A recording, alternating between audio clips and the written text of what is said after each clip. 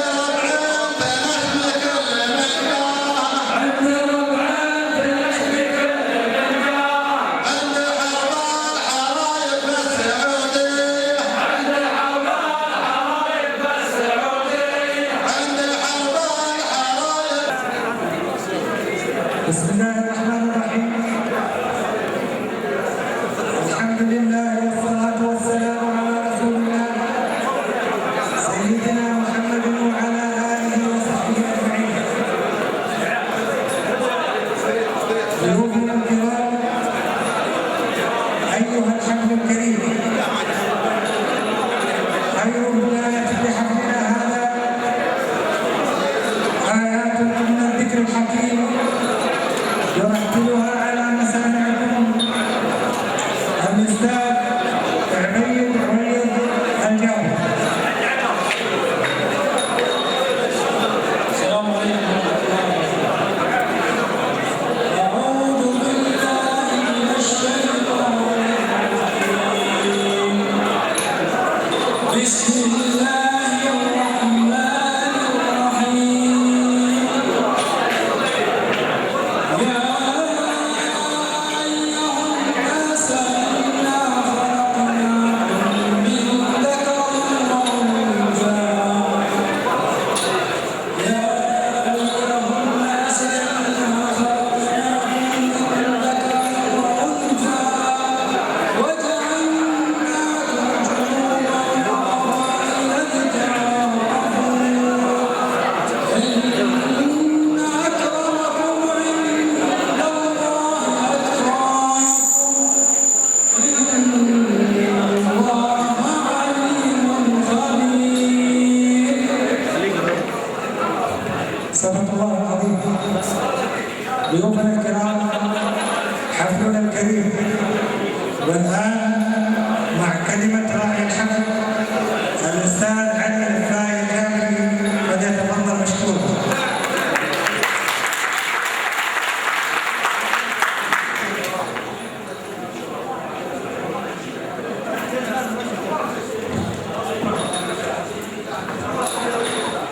بسم الله الرحمن الرحيم.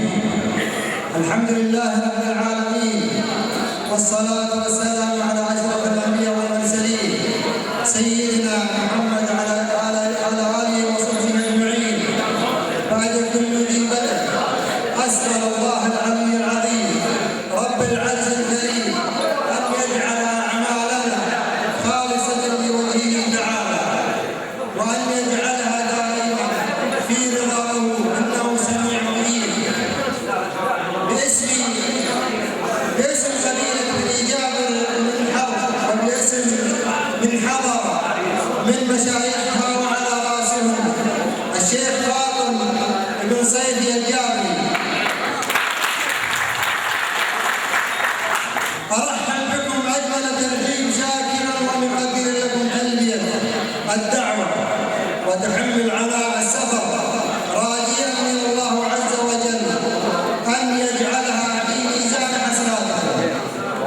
ضيوفنا الكرام، أيها الحفل الكريم، إن هذا الجمع المبارك بهذه الليلة المباركة التي أحسبها من ليالي الأعياد على نفسي، حيث شرفتموني بحضوركم، جزاكم الله خير الجزاء.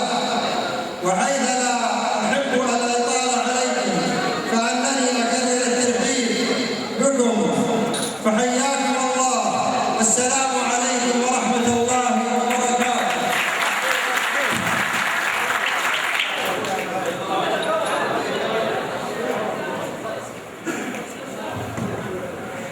شكرا أبا خالد الأستاذ علي الفاي الجابري على هذه الكلمة. ضيوفنا الكرام، حفلنا الكريم، والآن معنا فقرات الحفل تكرارا للترحيب بكم بهذه العرضة يشارك فيها مجموعة من أفراد القبيلة.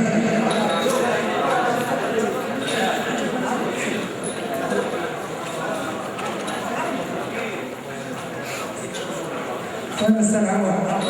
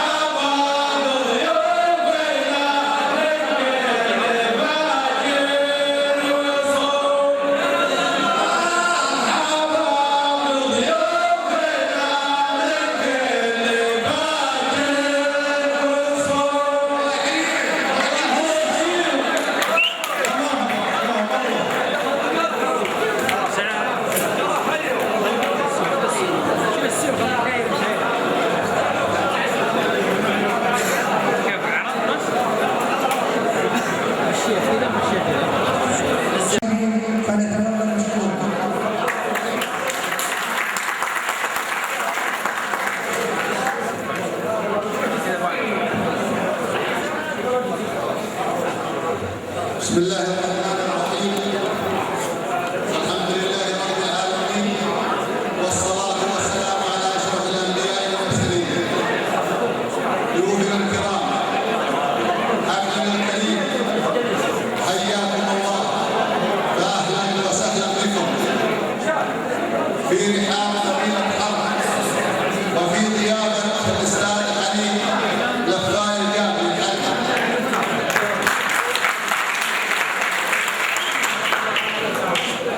فالكلمات تعدل ولو أطلنا بها في الترحيب بكم، ولكن نختصر ما في القلوب بما في هذه الأبيات.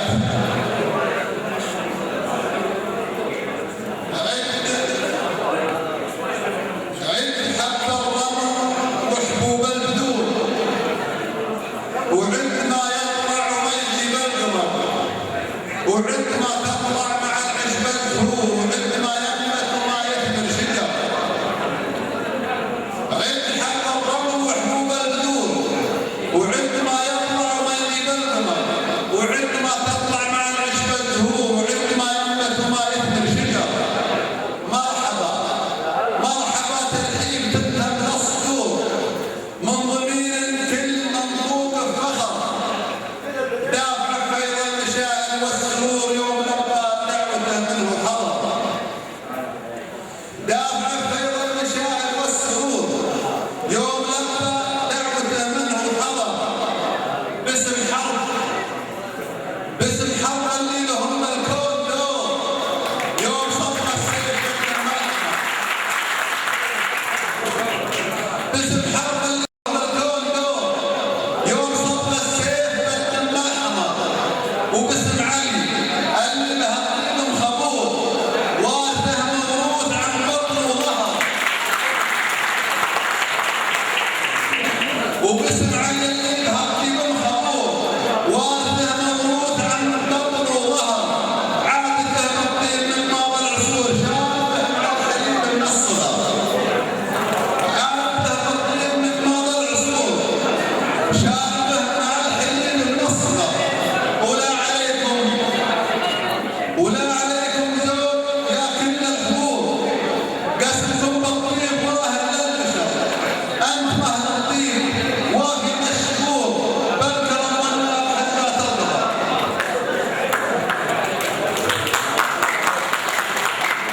انت مهل الطيب وافي مشكور، بالكرم والنار حتى ترضى. ولو نسوي ما نسوي الصقور، ما نوفي واحد منكم قدر. وعذروا من كان منا كسور، البنادم ما كمل مهما خسر. وسلامتكم. شكرا ابو خالد، شكرا لخالد محمد.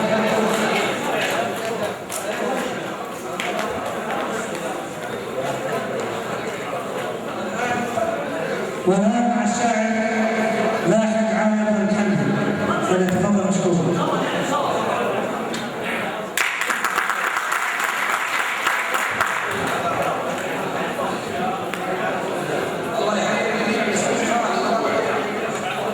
مرحبا اعداد مثل النشا والهنقاء، وعد من صلى وصلوا على الليل يسير.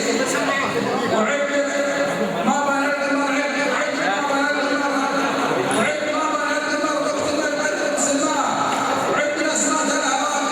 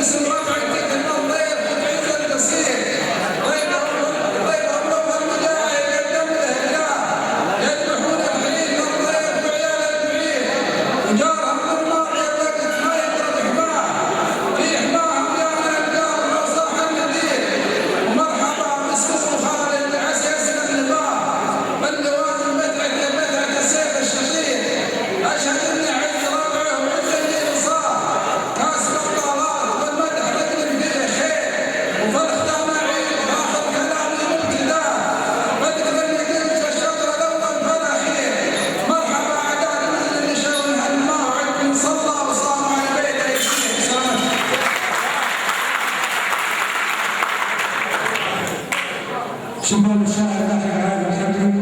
والان الشاعر الكامل سيد الحبيب.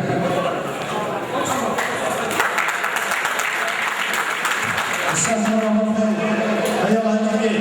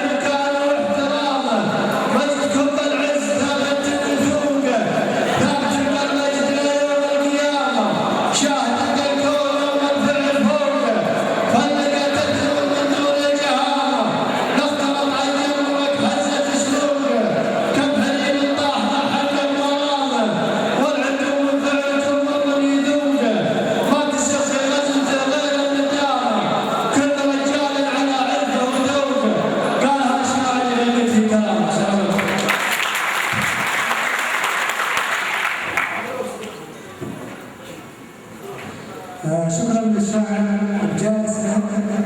والان نترك المجال لضيوفنا الكرام للمشاركه في هذا الحفل المبارك، ونبدا مع الشيخ الشاعر بعيد بن الرشيد.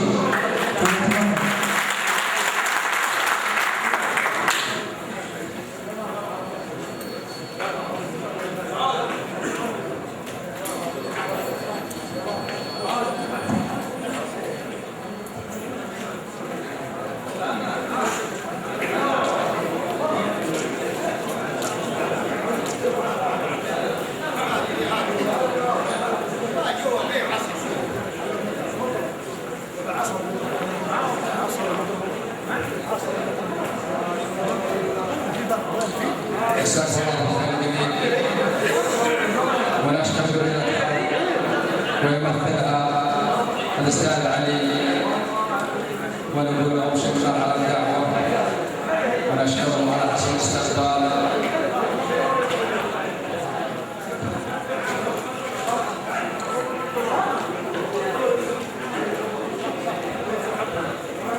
بديت نظم قصير وساكن دار زين المعاني الذي نبدأ فيها، يراك بين الى الخط ما يهابته ودخل وكان من موانيها، راعيته وشراه مثل من جابه توالى من حفيده زرع فيها، الله يفك عن الصدور في اسلام وشر الحوادث وشر اللي وقع فيها. بعد ما وصلت الله يفك عن الصدور واصحابه وشر الحوادث وشر اللي وقع فيها، من صاح اللي وخالد فاتح بابه القبلانه ومصر النار قال ليها وفنجان نشر ويفرح في شبابه. هذه عوايد هلا ما هو فضيها ضيف نجاه حبه وهلا لكن الصفات الحميده يتصف فيها.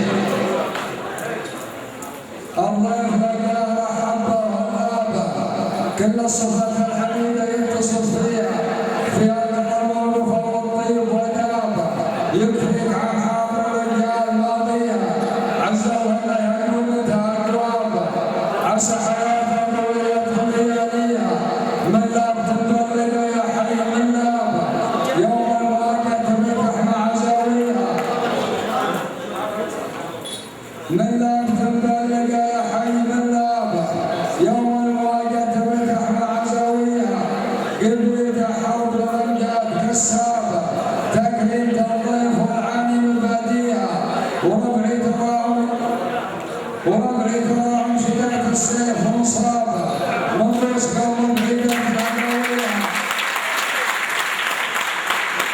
وربعي تراهم شداد السيف وانصافه منقوص قوم بعيدات الهداويه ولا خيف يرد ما ينصر ويهقابه حياه الفانيه هو شبه فيها صلاه ربي على الهادي مع اصحابه على المزاح الرب والسعه فيها. شكرا للشيخ الشاعر عبيد الرشيدي. والان مع العقيد الراوي سعد الديابي.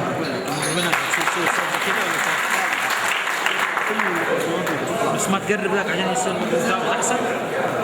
لا طالما لا هو يبغى زي كذا شغال كذا حاول زي كذا بس يقرب محسن قرب ده شغال يقرب قرب. بسم الله الرحمن الرحيم. قرب يا محسن. الحمد لله رب العالمين. الصلاة والسلام على أشرف الأنبياء والمرسلين سيدنا ونبينا محمد وعلى آله وصحبه أجمعين. السلام عليكم ورحمة الله وبركاته. مساكم الله بالخير. أسأل الله الكريم رب العرش العظيم أن يجمعنا بهذا القصر النظيف، أن يجمعنا تحت ظل عرشه يوم لا ظل إلا ظله ولا يبقى إلا وجهه، ويغفر لوالدينا ووالديكم وأزواجنا وأولادنا وجميع المسلمين. نشكر قبيلة حرب بصفة عامة ونخص الجواب، والشكر موصول لأخوي وصديقي الشيخ علي بن لباي والشيخ عبد الله بن عمر من قبيلة الجواب. أسأل الله أن يكثر أمثالهم ويبيض وجه الجميع. والحقيقة تزاور الرجال الطيبين فيه فائدة صلة ومعرفة رجال التجارة وكنز لن يفنى ولا يبقى إلا الطيب. فنسأل الله أن يحفظ حكومتنا الرشيدة بقيادة خادم الحرمين الشريفين الملك عبد الله بن عبد العزيز وولي عهد الأمير نايف بن عبد العزيز وحكومة الرشيدة، وأن يديم علينا الأمن والاستقرار اللي احنا فيه والعيش الطيب اللي احنا فيه، وأن يجعلنا من المقبولين في الدنيا والآخرة، ويكفينا شر من في الشر، ويكفي بلادنا شر ما حولها من المصائب. نسأل الله أن يستمر هذا الأمن والخير اللي احنا فيه. أما قصيدة فحرب أكثر من أن يقام فيها قصيدة، ولو سوينا فيها ملاحم لن نوفيها حقها. ولا شك ان كل شاعر عنده مواهب، ولكن المقام ما يسمح ان نذكر كل من حضر باسم، وان كان فيه مشاهد من عده قبائل سواء من قبيله حرب او من ضيوف حرب القبائل الباقيه. نبدا بذكر الله ونطلب منه حسن الاختيار، نبعد عن الاشياء الخطا والطيبات نصيبها. الدعوه اللي من قبيله حرب ما عنها اعتذار، قبيله يشهد لها كل رجال الطيبه.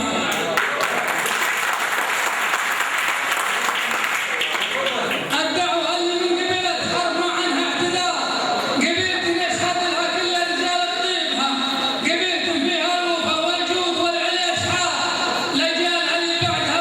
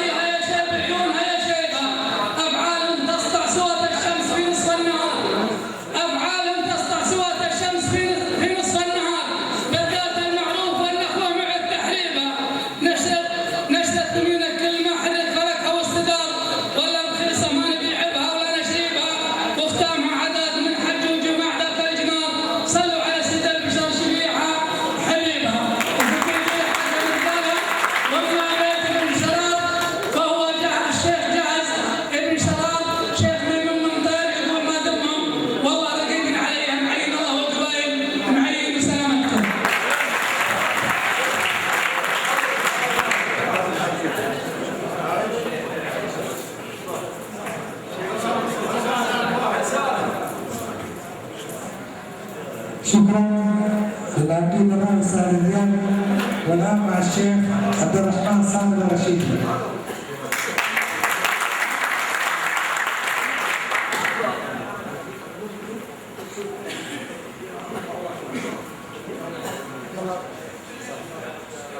بسم الله الرحمن الرحيم. بسم الله الرحمن الرحيم، والصلاة والسلام على أشرف الأنبياء والمرسلين نبينا محمد عليه أفضل الصلوات والتسليم.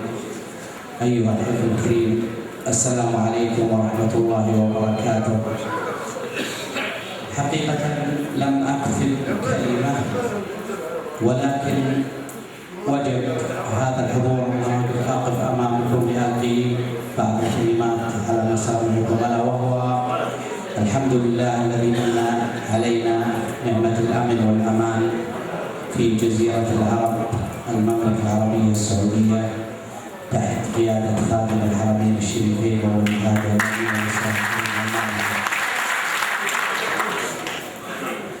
ثانيا، ولله الحمد، شكرا للأخ علي الجابري وجماعته على ما لقناه منهم من حفاوة وتكريم، وهذا ليس مستغربا عليهم، فهو من قبائل الجزيرة العربية الأصيلة، وحرب لا تحتاج مني ولا من غيري تعريف، فهي مشهورة بالكرم والفروسية ونعم الرجال.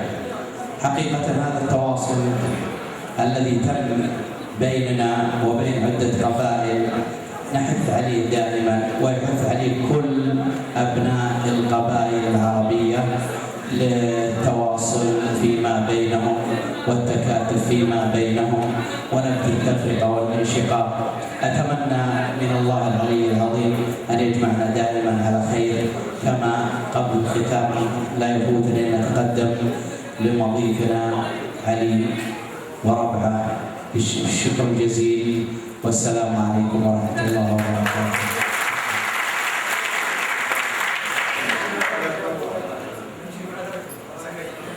شكرا للشيخ عبد الرحمن صامد الرشيدي. والآن مع الكلمة والشيخ محمد بن رجفان الكثير.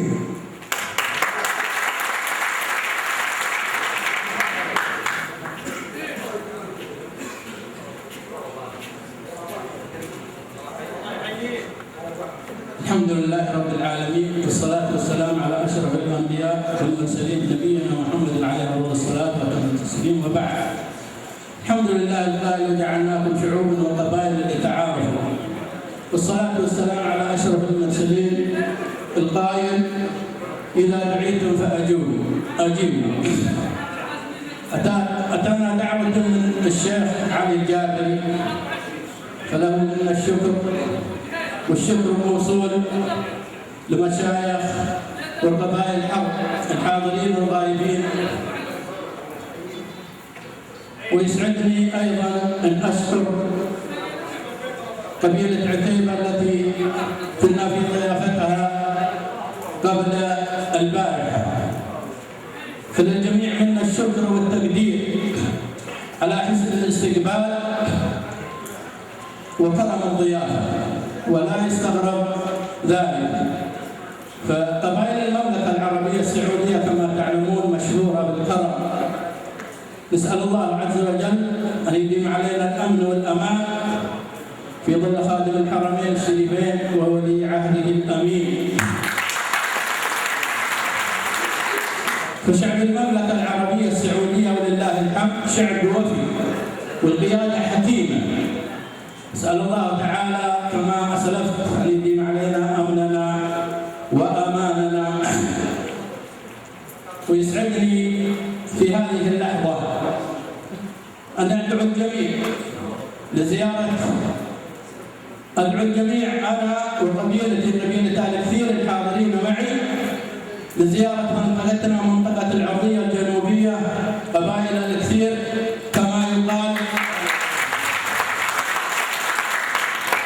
كما يقال رحلة الشتاء والصيف.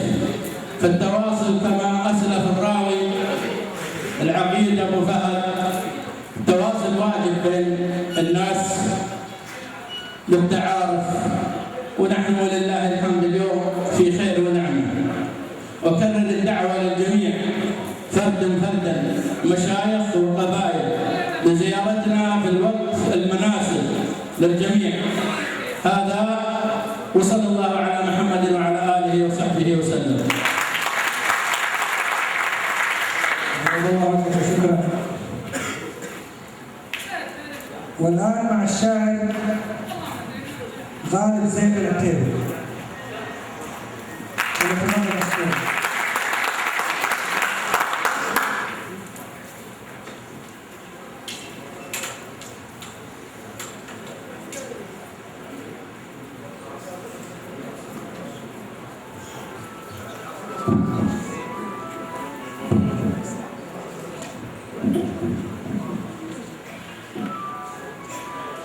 جزاكم الله خير.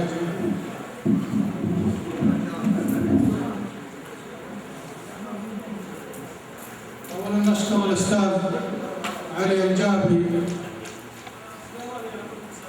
ومشايخ قبيلته وأعيانها ووجهائها وأفرادها دعوتهم لنا وإتاحتهم لنا فرصة المشاركة في هذه المناسبة والالتقاء والتعارف على هذه الجهة الطيبة. أنا عندي أبيات دائما أقولها إذا جيت عند الحوات الغوانم: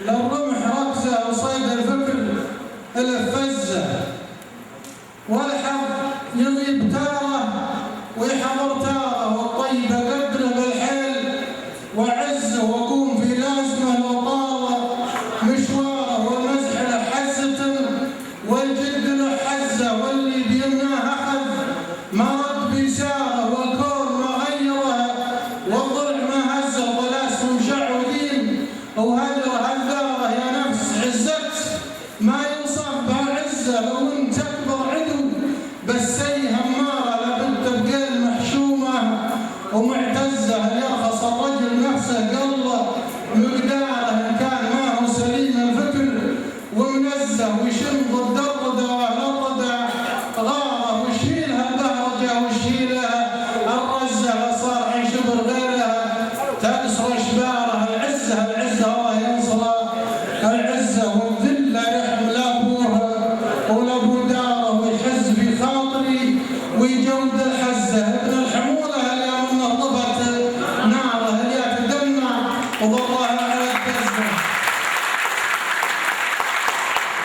العزه العزه الله ينصر العزه، والذل لا يحمل ابوه ولابو داره، يحز في خاطري ويجود الحزه، ابن الحموله اليوم نهضبت ناره، اللي تدمع وضرها على الدزه، اما ورا صاحبه ولا ورا جاره. العزه العزه لا ينصر العزه ولا يحمل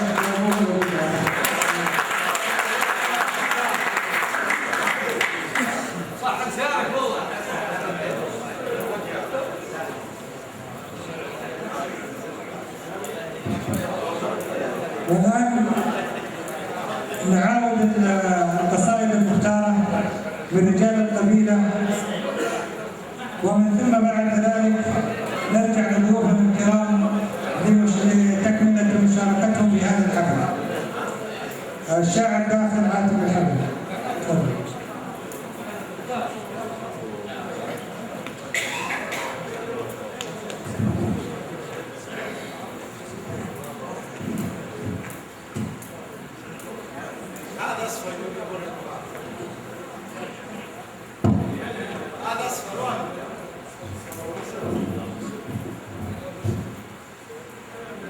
الحقيقة فيه عدة قصائد مطلوبة من الأخوان، فأبدأها بإحدى القصائد التي أسميتها المعجزات. أنا لا أبخس حقوق القبائل، كل قبيلة فيها حقها من الألحان من الأمجاد، ولكن المعجزات التي تختص فيها حرب هناك من تطاول عليها وادعى أنها له، وقلت هذه القصيدة وهي توضح الجواب لأمثال من يتطاول على حق غيره. أقول: يا حرب الوفاء والطاعة، يا عز راسي لا تزايد همه، أمجادكم ما هي لحد شماعة حطت لكم بين القبائل قمة. يا حرب الوفا والطاعة، يا عز راسي لا تزايد همه، أمجادكم ما هي لحد شماعة حطت لكم بين القبائل قمة. ما حد يسويها اليوم الساعة، ومن يدعي بالكذب ما حد يمه. ولو الثلاث المعجزات طماعة كانت معاوها في الذمة، ولو الثلاث المعجزات طماعة كانت معاوها في الذمة، لكنها مال وراه سباعة يا ويطامعها ويا ولمها، لكنها مال وراه سباعة يا ويطامعها ويا ولمها. لو دف بابوره فلش راعه لابد عصف الرياح يخمه، ويروح للمساء يغفي ساعة يشرق بريده ويتخثر دمه. ما لها التزييف سمع وطاعة التبجح في نهار اللمة، ما لها التزييف سمع وطاعة أهل التبجح في نهار اللمة. والمعزة ما هي شراه وباعة، المعزة رخصة شجيع دمه. والمعزة ما هي شراه وباعة، المعزة رخصة شجيع دمه. مثل الهلال يوم شالوا داعها رخص دمه لأجلها مهمة. مثل الهلال يوم شالوا داعها أرخص دمه لأجلها مهمة. ولا نويسي فارس القطاعة اللي قطع دمه بين أخوه وعمه. ولا نويسي فارس القطاعة أرخص قطع دمه بين أخوه وعمه. والقبري علي بن مرزوق القبري السهل العوفي الحربي، والقبري اللي قصته فجاع، والقبري اللي قصته فجاع حقه ودمه لين جاره دمه. راحوا عياله كلهم بسراعه طلق الجهل من جاره اللي ضمه.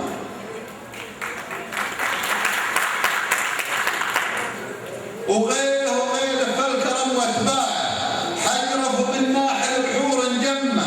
وإلى القصيدة انتم ترى صناعه وانتم مملوكه وشهود الامه. يوم السلول بالمنصه داعه، وإذا العتيبي قال هذا الذمه نفخر بها حتى تقوم الساعه وتزيدنا عز وقار وهمه. والراس عالي والمشاعر ناعه والحمد للمولى على يتمه. سلام. أما القصيدة الثانية المطلوبة فهي قصيدة لها أكثر من 340 عام، ذكرت مجد من أمجاد قبيلة حرب. كان المتوقع العنزي راعي إبل، قدر الله على ابنه بالجرى، اشمأزوا منه بعض جيرانه من قبيلته، وحاولوا طرد ابله على الماء، ونزح لأطرف قبائل حرب وهي قبيلة بني علي من حرب، وجاورهم 4 سنوات تقلب ابله على ابل العلوات. وبعد فترة جو جماعته وقالوا والله لا تروح معنا، بعد طابت ابله واخذوه يوم جاب يمشي من عند حرب يقوم يبكي. قالوا له ليش تبكي؟ تبكي على حربهم عدواننا امس ايش سووا فينا؟ جاب القصيده مطوله قالوا علامه يوم تبكي على حرب، وحرب لنا عدوان ما يملكوني، قلت لهم كما هم من البعد والقرب ابكي عليهم بعد ما قاصروني. قالوا علامه يوم تبكي على حرب وحرب لنا عدوان ما يملكوني، قلت لهم ما هم من البعد والقرب ابكي عليهم بعد ما قاصروني. 4 سنين وكل مرحولنا جرب، ما هم عليهم ملعص يطردوني. عن دربنا يا ليت ما جالهم درب لها لك العبره عليهم عيوني. يا عنكم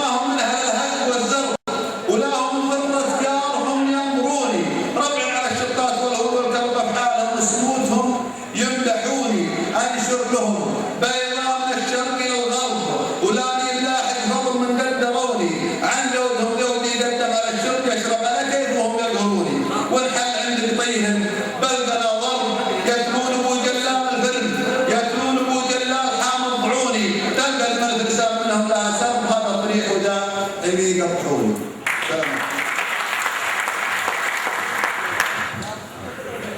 أما القصيدة الثالثة فهي المساجلة بيني وبين أحد شعراء تيبة، وهو الشاعر ناصر بن نهار بن دعلي في إحدى زيارات قبيلة عتيبة لإخوانهم قبيلة قمر. يقول الشاعر ناصر بن نهار بن دعلي القاضي الريال العتيبي: يا جماعة كيف بقول في حرب القصيد وكيف بذكر المجد والمجد هم صناعته، كيف اسوي لي قصيده والامجاد نشيد والقصيده مهنه ويوفى زراعته. لو بغيت اكتب واسولف واجيب لهم جديد تمتلي صح ودواوين يا طباته. لو انا شاعر للشعر متفهم واجيب الثقافه واطمع الطيبه طماته. تنشف اقلامي قبل اجمع المجد لي معجلي اليوم لو كان اريد ذاته. القى المواقف تفيد وتستفيد والبحر ما كان سباح يا حداته. حرب لسان المواقف وطوع تلعني انقروا عني هذا القول يا سماك. حرب لسان المواقف وطوع تلعني انقروا عني هذا القول يا سماك. منهم اللي فك زوجه بس الطير اكيد، ومنهم اللي في خويه حصل خداته، ومنهم اللي كسر القهوه بالحديد واعتقل لي داخل السور من مناته، ومنهم اللي حق رجول من عداه ديل وصار خادم عقب عقله وفقد باته، ومنهم اللي فك الابواب قدام النجيب ما نشد ام عسر القوم كم ضاعته، ومنهم اللي مرات ما جاله الدين استلم بيرق على الشيء من رفاته. وما بغيت اذكر لكم واحد ما هو رشيد فتره اشرام من حركات الماده يوم زلبها قدام السوالف والنشيد ما درى ان اهل المواقف تراقب باته. جبت نبله عن هذا الاكبر يا سيدي والجبل يصحب قبره على قبراته، وقبره ختم القاف ربي على قولي شهيد ما يلي مدح كل بشر شماته. ما امدح الا واحد يستحق له رصيد بالمكارم والمروات نفس طاعته. عقب هذا والقوا لكم شيء جديد لو تركته انا استرته وهذه ساعته. دام قال المجد تضمين لبيوت القصيد الحضيره اللي عتيبه تجي فزاته والنعمه. دام قال المجد تضمين لبيوت القصيد الحضيره اللي عتيبه تجي فزاته. ينفرد كرب وترجع لها الايام عيد ما يفكر فيه هموم الزمان مراته. لو يلهى يا عتيبه مزح تضليل من هواه الاساس نور خطر قطاته. نظمر على المسجد يا كتنكيل وصح ان الله بالحيلين فراته. والعقل بعد الجد ما عقل الهيل والمطشنك المودع كالقداته. ولا تقولون الناس بالباب من فعل الفريد، لا تقولون اهل النقا والكرم شراته، ولا تقولون اهل الحميه لا يحصل بعيد، ولا تقولون اهل الثلاث ومن جهل رداته. قال فينا ربنا دولة الباس شديد ذكرنا نزل على المصطفى وثباته. نزل في محكمة القوم خلاق العبيد الله اللي عزنا والفضيلة طاعته. الولد منا لو من الرؤيا فوق ديل يجب بعدنا دولة جزاء ماته. ما يهاب عن سوائر الجودة ما يحيد راضي نحب البطولات مع رضاته. والسلام اختام من شاعر الضلع البعيد حامد عليا وقول الثمين ولاته.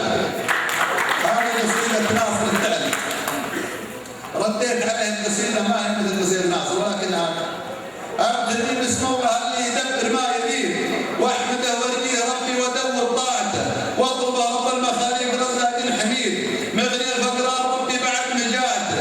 لي يقود القاف وغنى معي جديد يوم ناصر غلق القاف يا بداته. ومن بعدها مرحبا عد منتوج الحصيد وعلم التجار في سوق مكه باعته. مرحبا في مرحبا وثني وعيد مرحبا بالضيف ومضيف جماعته. مرحبا واليوم كل اللي جيتكم سعيد والبلد بقدومكم صار عشاعته. يا عتيبه هالفعل الجديد الكرم والطيب والمجد يا جماعته. انتم الهيله ورجالكم حيدر محيد والعتيبين الجزيره داير ناعته. تفتخر فيكم شبابها يحمل الطيب والتخيتم بيع والروح يا بياته. في نهار فيه بدعه وزايدها يزيد موقف ما تسمع الصوت من صعاعته. كل واحد من عتيبه سواه من الوليد لا اجتمع بالمعركه تنهى جماعته. والحميه بالعتيبي تسرب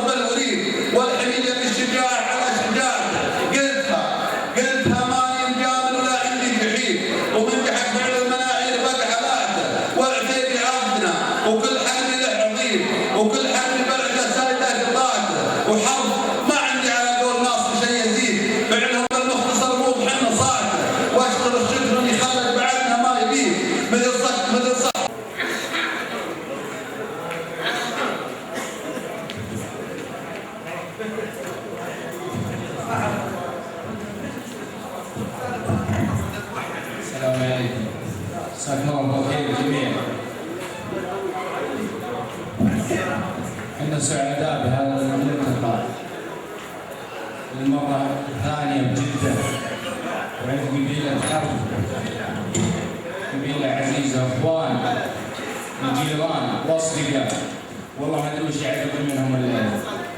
ان البارح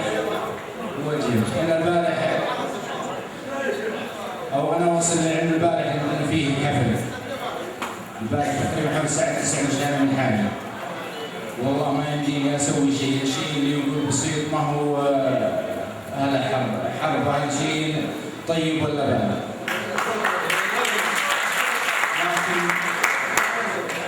لكن في قصيدة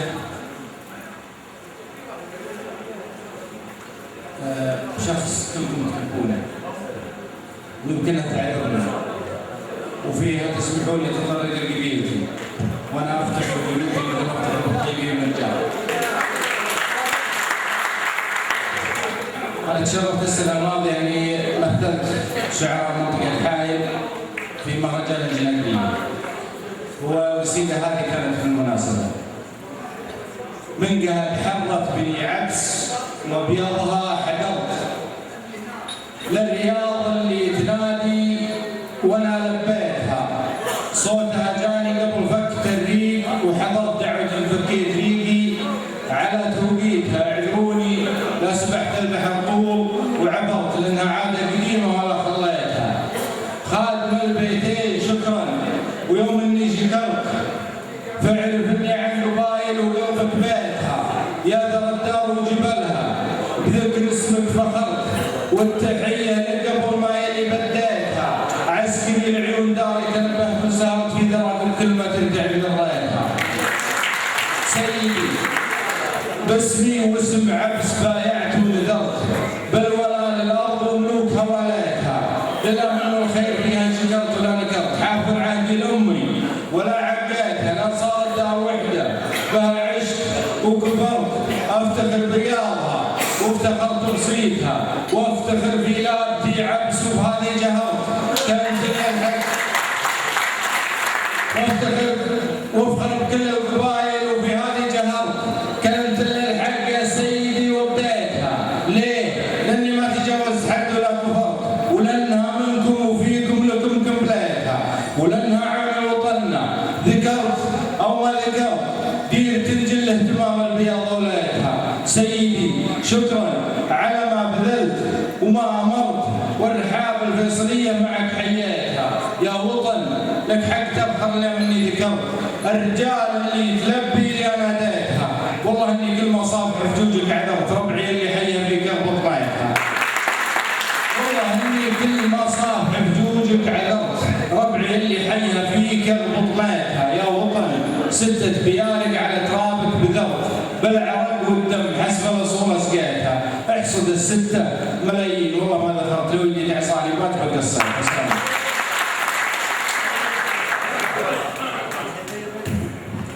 شكرا للشاعر،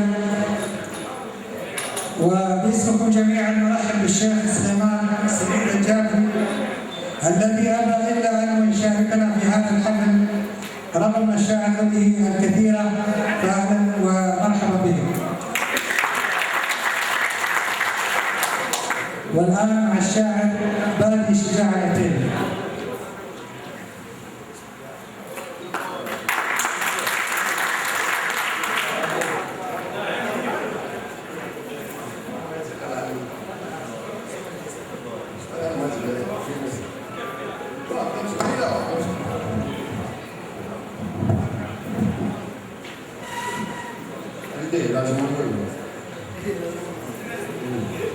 الله يمسيكم بالخير.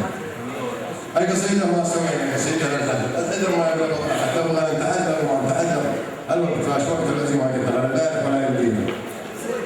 لكن الله يحييكم باسم الحربي، أنا اللي مع الحربي معكم، أنا شباب، الله يحييكم. والمعزم الله لا يهينه وجعل على الأمور. أما الشعار ما فيهم مليون مشايخ، ما فيهم نص، أنا بطريق باب النص. رجال بنت عن سيدي حرب بنت عن سيدي، قال المشايخ خذوا عنهم ولا لابد.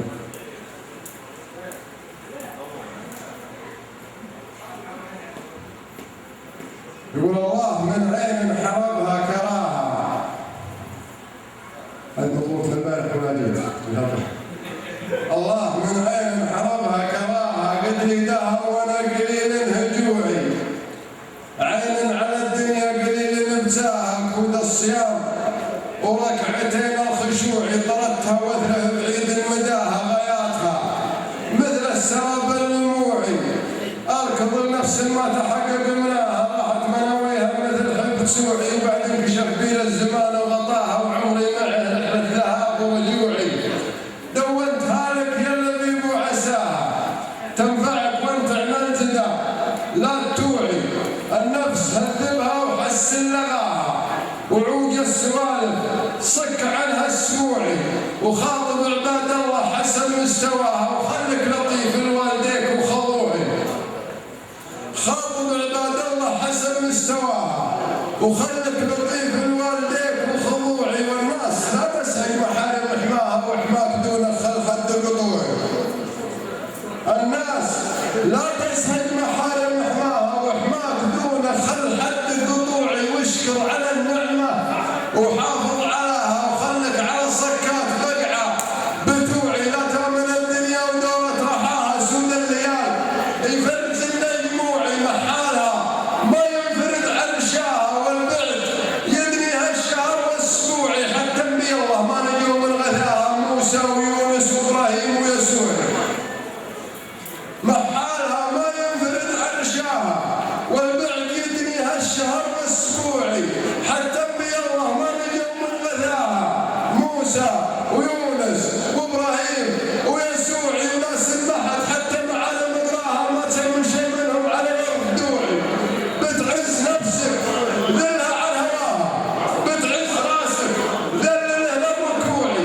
والناس صعب انك تحقق الله حاول تصير انت الصبور القنوعي ومن باعها في السوق بكره الشراها رغم اختلاف العرب والطبوعي. سلامة اليوم.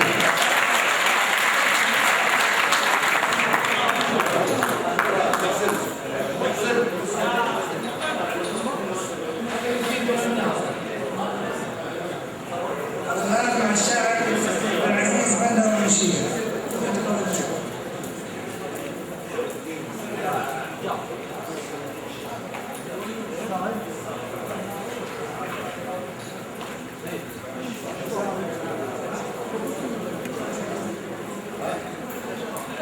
مساء الخير جميعا. لا أجيد المقدمات. شكرا الحمد على حسن الاستقبال. من منطلق حب ومعزة وتقدير ومن منطلق طيب الرجال ووفاها ومن منطلق خوة وصحبة وتصوير ومن منطلق نقف لها ونحماها. سلام يا حرب الرجال المدعين. ومن منطلق خوة وصحبة وتصوير ومن منطلق نقف لها ونحماها. سلام يا حرب الرجال المناعين. تسليم مثل البروق بسماها اسوقها في موقف العز من غير لا انسى حضور الحفل في مبتداها ميزانها ورد وزبال ونواويل وكفوفها مسك وعطر في هواها. عن عبس اقدمها نيابه وتقدير عنهم اقدمها وعبد النساء.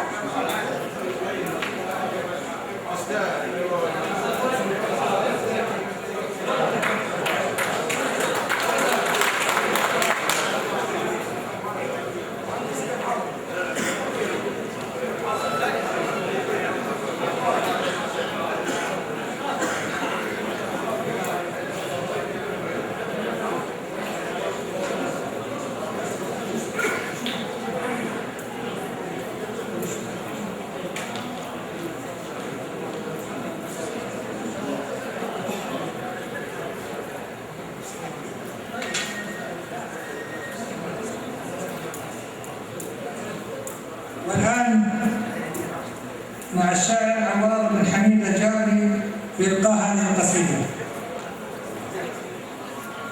الله بالخير يا رب. أنا والله ماني شاعر، ولكن الرب رشحوا لي شاعر لا لكن طبعا برديه. طيب القصيدة يقول سلام يا ضيفان وإذان سعيد، سلام يا ضيفان وإذان سعيد، سلام يا صاكم قبيلة قبيلة،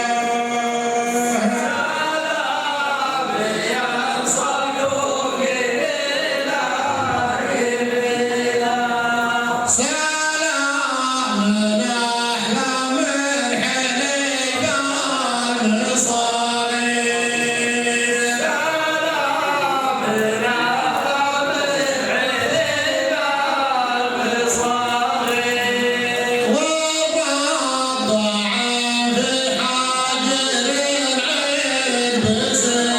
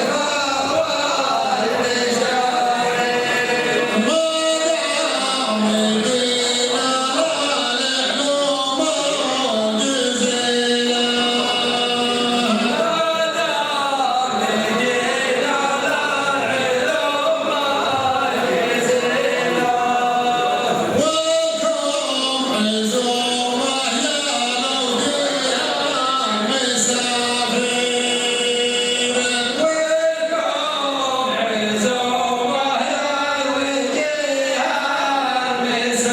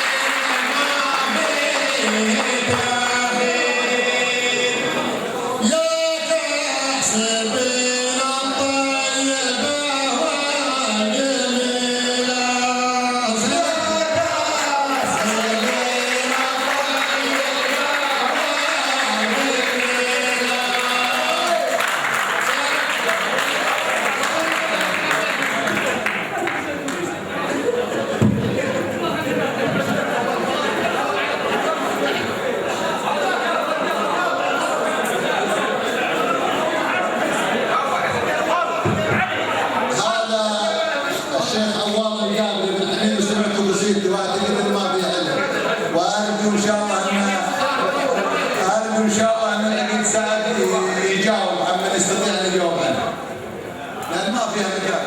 بيض الله وجهك، بيض الله وجهك، بيض الله وجهك وجهك بالله.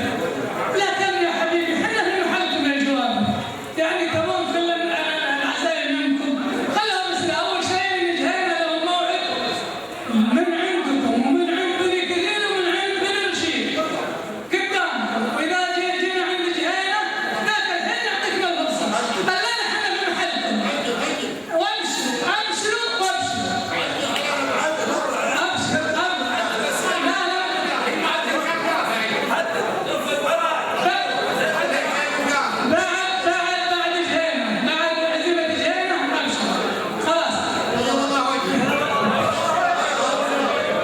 وفي عزيمة أخرى من الشيخ سليمان الجابري. عزم جميع الضيوف وهذا الشيخ سليمان الجابري قدامكم.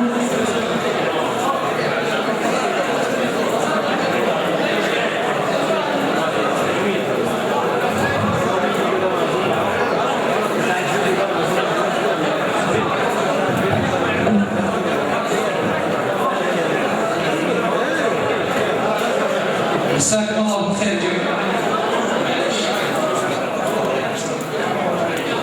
مساكم الله بالخير جميعا.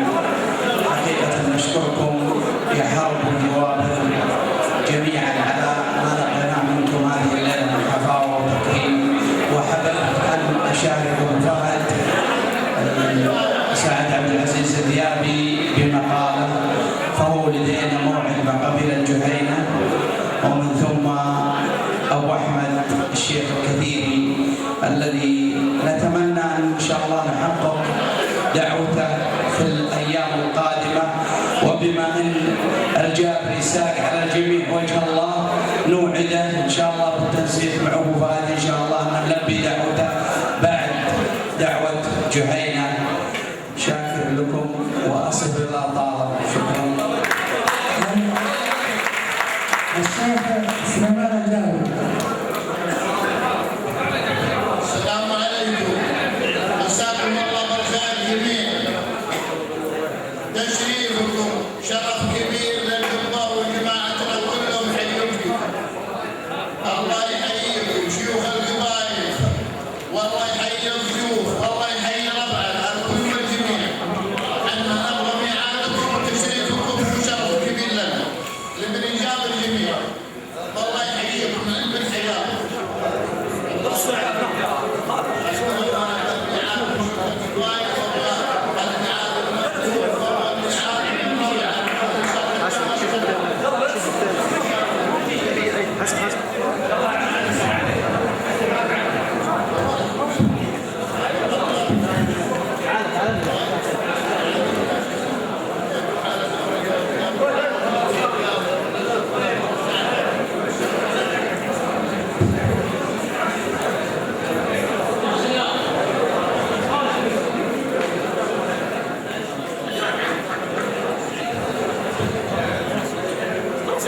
والله احنا طالعين من جواب الليل، والله كل واحد يبي عزمنا على حده.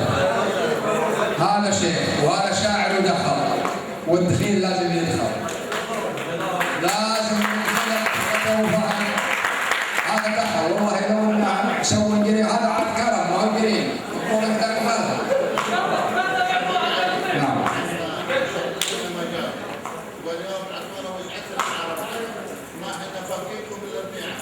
والله لو بكيت اسمع انا ولا ليش اسمع ابو سعيد، والله لو بكيت الشاعر ولا الشاعر لكن انتم دائما تجمعون كلكم سوا وتخلونا واحده.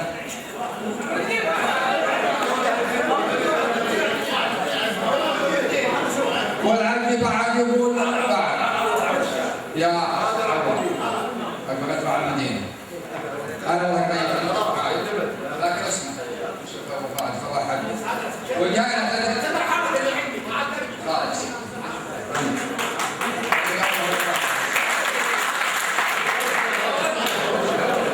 يا ابو فهد يا جماعه تعالوا صار نحن عمل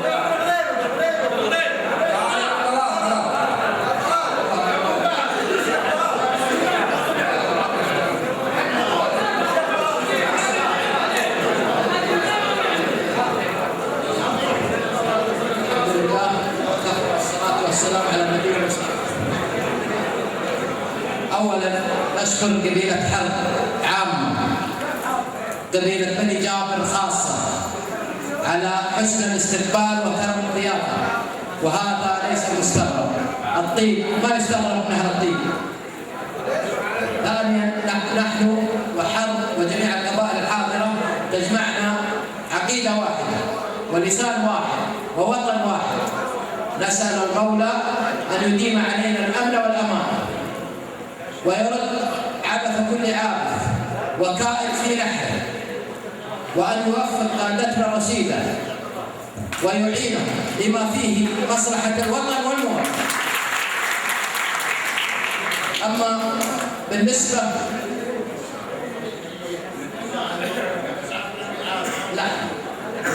بالنسبة فهناك موعد مسبق في مدينة أمت، وعسى الله يحيي الجميع. وبعد ذلك الأخوان أدروا بدلوهم، أبو فهد حدد الموعد من عندنا، الانطلاقة سوف تكون إن شاء الله، وسوف نرضي الجميع إن شاء الله. وأنتم يا حرب قبيلة عريقة، ولو جلسنا طماعة بطيء، وإن شاء الله بإذن الله أنا أرى إذا رأوا الأخوان أنكم اليوم حنا عندكم يا بني جابر، لكن طمعكم واجد فيه ولا قريبة عليكم. أرى ما دام الأخوان حددوا الموعد والانطلاقة تجتمعون في ليلة واحدة وتحددون، وإن شاء الله ما على الكريم إلا إجابة كريم. الله يحفظك. اللي في جدة طال عمرك. ونعم بس حسبوها ما دام انتم في جدة القاهرة، المقبلة اللي في القاهرة المقبلة مرة دورها قريب الساعة المفروض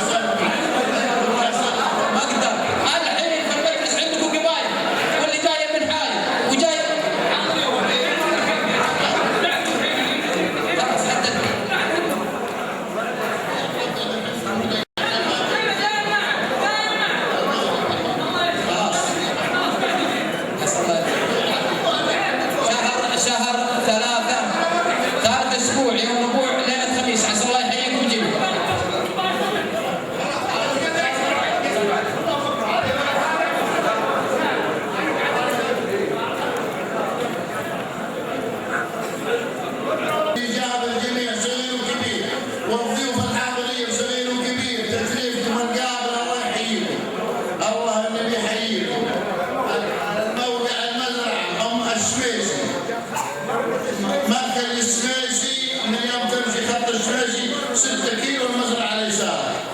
الله يحييكم الكل والجميع.